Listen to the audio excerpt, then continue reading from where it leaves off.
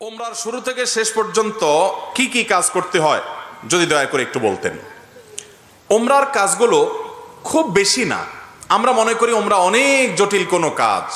ওমরা পারফর্ম করা এটা খুব সহজ একটা কাজ। সর্বপ্রথম কাজ হলো আপনার দেশ থেকে আপনি যখন যাবেন মিকাতে গিয়ে গোসল করে উত্তম রূপে হাতের চুল নখ ইত্যাদি, শরীরের চুল নখ ইত্যাদি থাকলে অবাঞ্ছিত এগুলা কেটে পরিষ্কার হয়ে ফ্রেশ হয়ে গোসল করে এহরামের কাপড় সেলাই ছাড়া কাপড় পরবেন, পরে লাব্বাইকা উমরাতান নিয়ত করবেন। কারোর পক্ষ থেকে করলে লাব্বাইকা উমরাতান আন অমুক অমুক মনে মনে নিয়ত করলে হবে, জমুকের তরফ থেকে লাব্বাইকা উমরাতান, বাস নিয়ত করে ফেললেন। এরপরে আপনি রওনা দিবেন। সাধারণত বিমানে গেলে মিকাত থেকে এহরাম পরা যায় না, তাহলে আপনি ঢাকা এয়ারপোর্ট থেকেও পড়তে পারেন, অথবা এহরামের কাপড় নিয়ে বিমানে ঘোষণা দেয় যে এখন আমরা মিকাত ক্রস করব, তখন আপনি পরে ফেলতে পারেন যদি অল্প সময় পান। আর নাহলে এখান থেকে এহরামের কাপড় পরে থাকলে নিয়তটা তখন করলেন লাব্বাইকা উমরাতান, বাস শুরু হয়ে গেল এহরাম পরা, একটা কাজ শেষ। এহরাম পরার পরে আপনি তালবিয়া পড়বেন, লাব্বাইক আল্লাহুম্মা লাব্বাইক লাব্বাইক লা শারীকা লাক লাব্বাইক ইন্নাল হামদা ওয়ান নি'মাতা লাকা ওয়াল মুলক লা শারীকা লাক। এটা পাঠ করতে করতে আপনি পুরা পথে যেতে থাকবেন। পুরুষরা জোরে জোরে পাঠ করবে, মহিলারা আস্তে আস্তে, বাস দুইটা কাজ হয়ে গেল। এহরাম পরা, গোসল করে উত্তম রূপে মিকাত থেকে নিয়ত করা এবং তালবিয়া পড়তে থাকা। এরপরে আপনি যখন মক্কা যাবেন, হারামের কাছাকাছি যাওয়ার পর হারামে কাবা শরীফ দেখে তওয়াফ শুরুর আগ পর্যন্ত আপনার তালবিয়া পড়তে থাকবে। মসজিদে প্রবেশের সময় মসজিদে প্রবেশের সুন্নাহগুলো পড়বেন, আদায় করবেন, করে ভিতরে ঢুকে শুরুতে আগে তওয়াফ শুরু করবেন। 7টা চক্কর দিবেন। কাবাগরের হাজরা আসদ পাথরকে বাম পাশে রেখে ডান পাশে সবুজ লাইট রেখে বিসমিল্লাহি আল্লাহু আকবার বলে আপনি তওয়াফ শুরু করবেন। 7 বার চক্কর দিবেন, 7 বার। এই 7 বার চক্করের প্রত্যেক চক্করে আলাদা দোয়া নেই, তবে এই চক্করে দোয়া কবুল হয়। দারুণ দোয়া কবুলের একটা জায়গা। মনে আল্লাহর কাছে যত চাওয়া সেগুলো পেশ করবেন। এবং আপনি রুকনে ইয়ামানি বলে কাবার 4টা কোণার একটা কোণাকে, অর্থাৎ হাজর আসদ পাথর যে কোণা তার আগের যে কোণাটা আছে তওয়াফ করতে যেটা তার আগে পড়বে ওইটাকে রুকনে ইয়ামানি বলে। ওই কোণা থেকে হাজর আসদ পাথর কোণা, এই দুটার মাঝখানে একটা দোয়া আছে, রব্বানা আতিনা ফিদ দুনিয়া হাসানা ওয়া ফিল আখিরাতি হাসানা ওয়া কিনা আযাবান নার।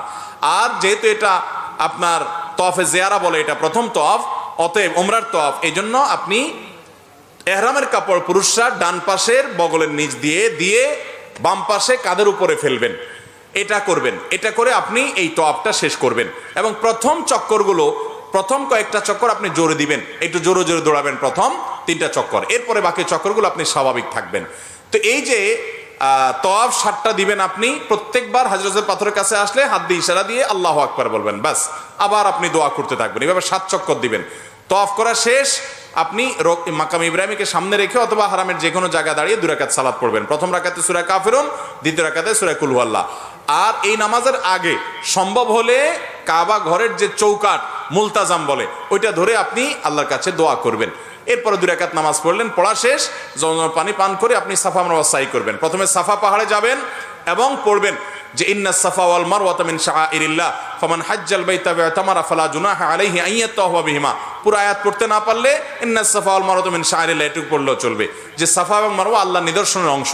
এরপর আপনি সাফা পাহাড়ে দাঁড়িয়ে লা ইলাহা ইল্লাল্লাহু ওয়াহদা আনজাযা ওয়াদা ওয়া নাসারা আবদা ওয়া হাজামাল আহজাবা ওয়াহদা এটা পড়বেন। এবং লা ইলাহা ইল্লাল্লাহু ওয়াহদাহু লা শারীকা লাহু লাহুল মুলকু ওয়া লাহুল হামদ ওয়া হুয়া আলা কুল্লি শাইইন কাদির এটা পড়বেন।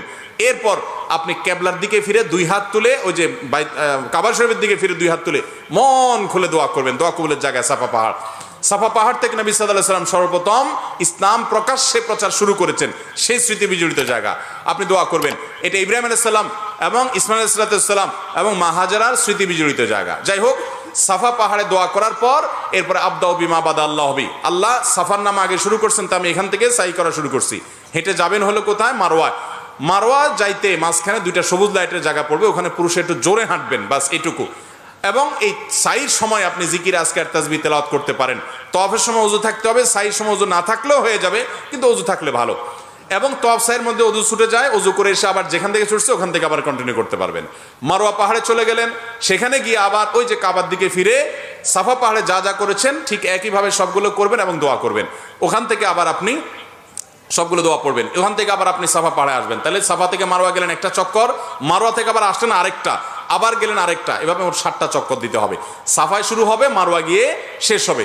যে আসলে একটা না, গেলে একটা, গেলে আরেকটা, আসলে আরেকটা, এবার মোট 7টা হবে। 7 চক্কর শেষ, আপনার ওমরা শেষ। এরপরে পুরুষরা মাথা চুল চেঁচে ফেলবেন, না চাচতে পারলে পুরো মাথার চুল ছোট করতে হবে, 2-4টা সামান্য একটু ছোট করলে হবে না। মহিলারা তাদের মাথার চুলে সামান্য অল্প একটু ছোট করলে হবে। তাদের এহরাম হলো তারা স্বাভাবিক পোশাক আশাক পরবে, অতিরিক্ত সাজসজ্জা করবে না, এবং তারা মুখমণ্ডল এটার উপরে যদি ওড়না দিতে হয় অন্য পুরুষরা থাকে তাহলে সেটা যাতে আপনার মুখ বেঁধে রাখা না হয় সেটা খেয়াল রাখবে, কাপড় টেনে রাখবে যাতে পরপুরুষরা না দেখতে পারে। আর কোথাও পরপুরুষ না থাকলে মুখ খোলা রাখবে এহরাম পরা অবস্থায়। আর এহরাম পরা অবস্থায় পুরুষরা সুগন্ধি ব্যবহার করবে না, সেলা আলা পোশাক পরবে না, আন্ডারওয়্যার পরবে না, মাথায় টুপি মাথা ঢাকবে না, এই সমস্ত কাজ করবে না। কোনো পশু পাখি এমনকি আপনার মশা টশা ইত্যাদিও মারবে না, যথাসম্ভব তাড়িয়ে দিবে। অর্থাৎ এক কথায় এহরাম পরা অবস্থায় নিষিদ্ধ কাজগুলো সব করবে না। সাফা মারওয়ার সাই শেষ, মাথা মুন্ডানো শেষ, এখন তিনি হালাল হয়ে গেলেন। এখন যেগুলো নিষিদ্ধ ছিল এহরাম অবস্থায় সেগুলো সব এখন যায়, সেলাই করা পোশাক পরতে পারেন। তার ওমরা শেষ হয়ে গেল। অত্যন্ত সহজ এবং খুব আপনার অল্প কয়েকটা আমল এর মাধ্যমে ওমরা সম্পন্ন করা যায়। আমরা যারা ওমরা করি নাই, আল্লাহ তাআলা আমাদেরকে জীবনে বারবার ওমরা করার তৌফিক দান করুন। আর যারা আগে একবার করেছেন, আল্লাহ রাব্বুল আলামিন তাদের সবাইকে আবার ওমরা করার তৌফিক দান করুন। বাইতুল্লাহ যাওয়ার যে স্বাদ, ভাইরা আমার, এই স্বাদটা আস্বাদন যে করে নাই সে বুঝবে না যে আল্লাহর জমিনে কত বেশি স্বাদ এবং তৃপ্তি আল্লাহর ঘরের জিয়ারতের মধ্যে। আল্লাহ আমাদের সবাইকে এই স্বাদটা বারবার আস্বাদন করার তৌফিক দান করুন। এই স্বাদ আস্বাদন করা ছাড়া আল্লাহ তাআলা আমাদের কাউকে যেন মৃত্যু না দেন, সেই তৌফিক দান করুন। ওমরার শুরু থেকে শেষ পর্যন্ত কি কি কাজ করতে হয় যদি দয়া করে